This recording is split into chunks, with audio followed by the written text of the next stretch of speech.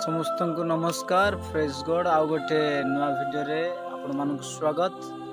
आज विषय अटे हालेलुया। केतेक भाई माने एही शब्द को नहीं कि क्वेश्चन करुथिले कि भाई हालेलुया शब्दर अर्थ कौन।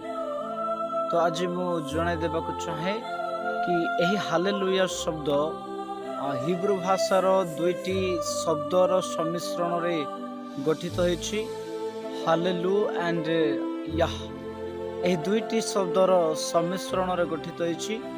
हालेलुर शब्दर अर्थ होछि टू प्रेज, जहाका में प्रशंसा बोली मध्य कहि पारु, आराधना बोली स्तुति बोली मध्य कहि पारु।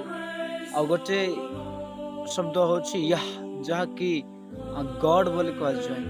प्रिय माने एही दुईटी शब्दर सम्मिश्रण रे हालेलुया शब्द गठित होइछि, जहा कि टू प्रेज गॉड बोली कह जाए, सदा प्रभुଙ୍କର प्रशंसा करो बोली। तो प्रिय माने एहा एक कमांड शब्दटे, गोटे आदेश सूचक शब्दटे कि जन को कह जाए तुम्हें सदा प्रभुଙ୍କର प्रशंसा करो।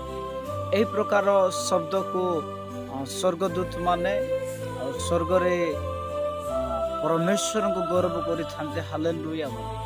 तो आपण माने किछि जानकारी पाइथिबे एही विषय रे कि हालेलुया रो शब्द होछि टू प्रेज गॉड, सदा प्रभुଙ୍କର प्रशंसा करो। यह एक आदेश सूचक शब्द अटे। धन्यवाद।